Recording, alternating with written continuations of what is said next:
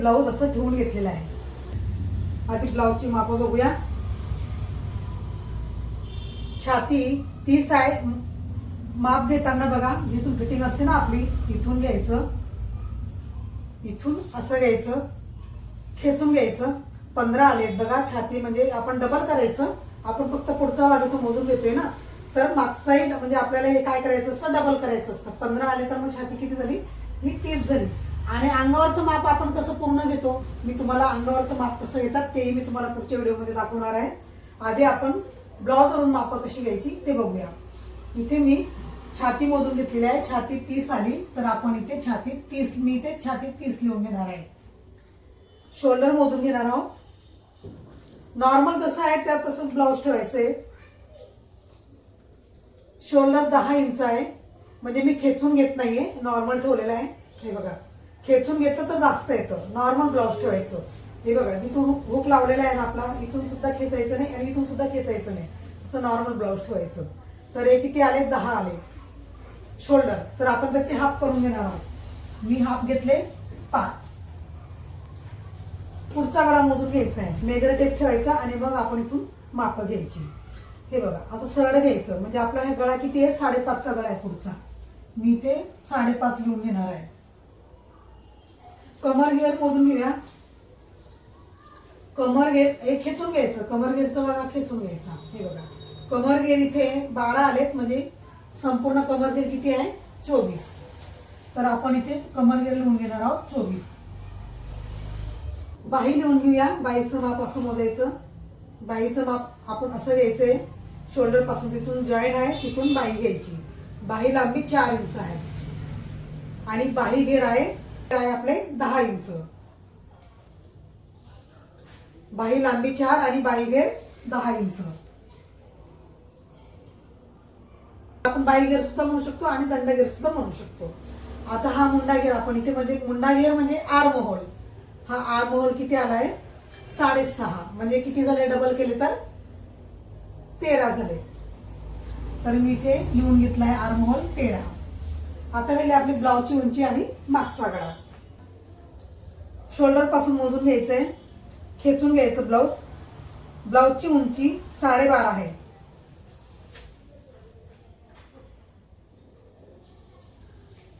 आणि पाठचा गळा हा 9 इंच आहे. आपण इथे माप लिहून घेतले.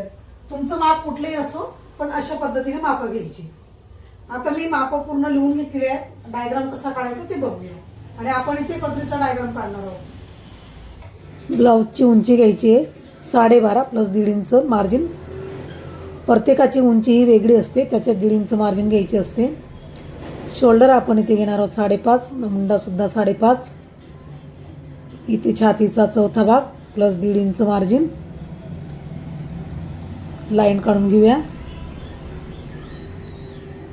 इथे आपण छातीचा चौथा भाग घेतलेला आहे आणि प्लस 1.5 इंच घेतलेले आहेत. छाती 32 असल्यामुळे छातीचा चौथा भाग 7.5 इंच येतात आणि 1.5 इंच मार्जिन म्हणजे 9.5ची आपण ही घडी केलेली आहे. गळा रुंदी मी इथे 2 इंच घेतलेली आहे आणि शोल्डर उतरायला नको पाहिजे म्हणून आपण अर्धा इंच घेऊन क्रॉस लाईन इथे काढून घेतलेली आहे.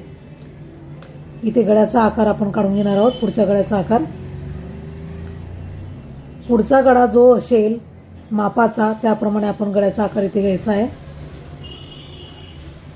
इथे बॅक साईडचा मी बाहीचा आकार देते. 1.5 इंच घेऊन मी बाहीचा आकार दिलेला आहे आणि हा आतला आकार 1 इंचावर घेऊन मी इथे आतला आकार दिलेला आहे.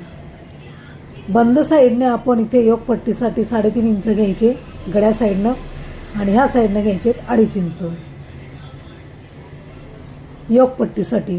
आता इथे योगचा आकार देणार आहोत, असा राऊंडमध्ये द्यायचा. आणि कटोरी बनवण्यासाठी आपण इथे 4 इंच घेऊन 4.5 इंच घेऊन मी इथे कटोरीला आकार दिलेला आहे. व्यवस्थित समजून घ्या. आपण पूर्ण उंची घेतली ब्लाऊजची.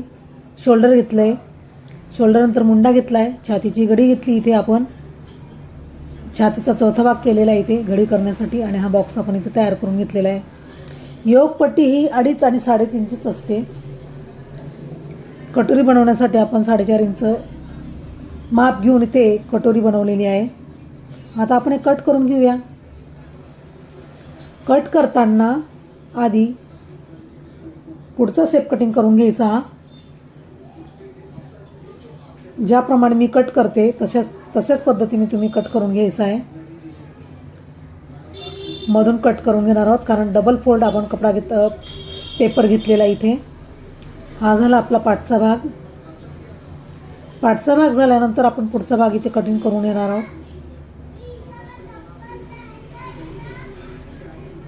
आतला सेप इथे कटिंग करून घ्यायचा. आता आपण इथे बाही काढून घेणार आहोत. बाही काढण्यासाठी इथे रुंदीला छातीचा चौथा भाग घ्यायचा असतो. छाती 30 असल्यामुळे चौथा भाग 7.5 इंच येतात आणि बाही लांबी 4 इंच आहे. 4 मध्ये 1 इंच मार्जिन घ्यायची आहे. 5 इंचाची आपली ही बाही झाली.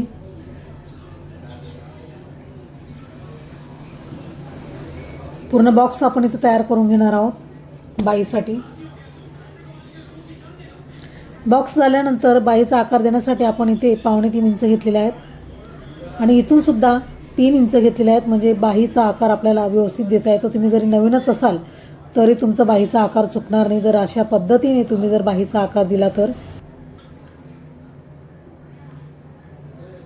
इथे आपण बाही घेर घेतलेले आहेत. बाही घेर 10 इंच आहे तर 10चे आपण हाफ करून घेतलेले आहेत. इथे कट करून घेणार आहे बाही. आतला सेपी कटिंग करून घ्यायचा.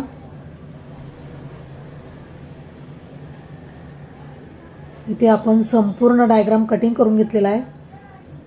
पाठचा भाग, बाही, कटोरी आपण डायरेक्ट ब्लाउज पीसवर वाढून घेणार आहोत कटिंग करताना. आता हे जे माझ्याकडे ब्लाउज पीस आहे ते कस्टमरचे असल्यामुळे आणि एकाच साईज एकाच मापाचे असल्यामुळे मी एकत्र अस्तर ठेवून घेणार आहे. एकत्र अस्तर ठेवून मी इथे ब्लाउज कट करून घेणार आहे. आता हा आपण इथे पाठचा भाग ठेवलेला आहे. हा आहे तसाच आखून घ्यायचा आहे. मागचा गळा आपल्या कस्टमरच्या आवडीप्रमाणे किंवा आपण नवीनच शिकत असणार तर आपल्या आवडीप्रमाणे घ्यायचा. इथे मी पान गळा केलेला आहे.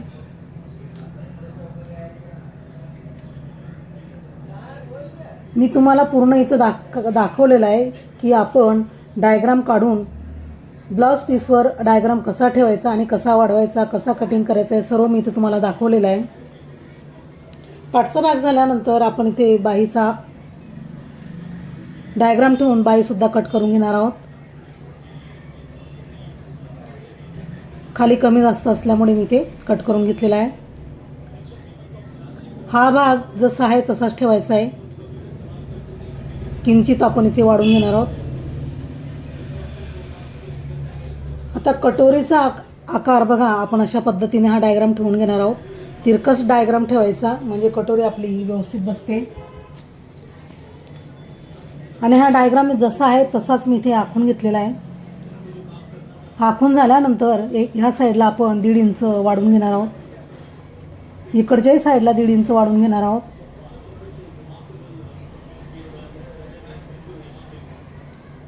या साईडनं अर्धा इंच वाढवून घेणार आहोत आणि असा आकार देऊन आपण कंप्लीट करून घेणार आहोत कटोरीचा डायग्राम.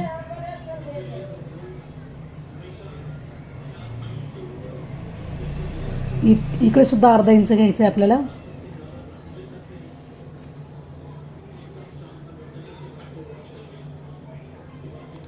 आता याचं मध्य करायचं आहे आपल्याला. मध्य झाल्यानंतर खाली मी 1.5 इंच घेणार आहे.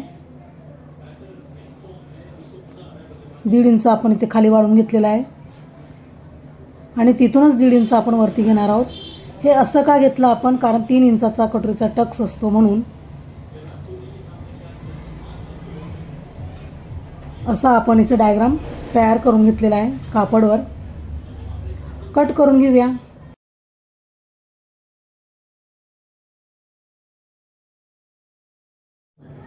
आणि जर तुम्हाला कटोरी ब्लाउजची थेरी पाहिजे असेल तर नक्की मला कमेंट करून सांगा. खरं तर मी मागच्या व्हिडिओमध्ये थेरीसहित कटोरी ब्लाउज कटिंग स्टिचिंग दाखवलेलं आहे. तुम्ही बघू शकतात आपले मागचे भाग. आणि या चॅनलवर आपण आता 30 साईज कटोरीचं माप मी तुम्हाला इथे दाखवलेलं आहे. आपण प्रत्येक साईजचे कटोरीचे ब्लाऊज इथे पाहणार आहोत. आणि जर तुम्हाला थेअरी पाहिजे असेल तर नक्की मला कमेंट करून सांगा. मी तुम्हाला डिस्क्रिप्शनमध्ये थेअरीसहित ब्लाऊज कटिंग करायला नक्की दाखवेल. खरं तर आधी थेअरी समजून घ्यायची असते, मग ब्लाऊज कटिंग करायला आपल्याला अगदी सोपं जातं. आणि आपण इथे संपूर्ण अस्तर कट करून घेतलेलं आहे. अस्तर कट झाल्यानंतर आता आपण ह्या कापडावर ठेवून मी इथे संपूर्ण ब्लाऊज पीस कट करून घेतलेला आहे. आणि आजचा व्हिडिओ तुम्हाला कसा वाटला मला नक्की कमेंट करून सांगा. आणि जर तुम्ही पहिल्यांदाच आपल्या चॅनलवर आले असतील तर नक्की चॅनल आपलं सबस्क्राईब करून घ्या, जेणेकरून तुम्हाला इथे थेअरीसहित परफेक्ट माहिती मिळेल आणि व्यवस्थित शिकायला मिळेल. चला तर मग भेटूया आपण असंच पुढच्या व्हिडिओमध्ये.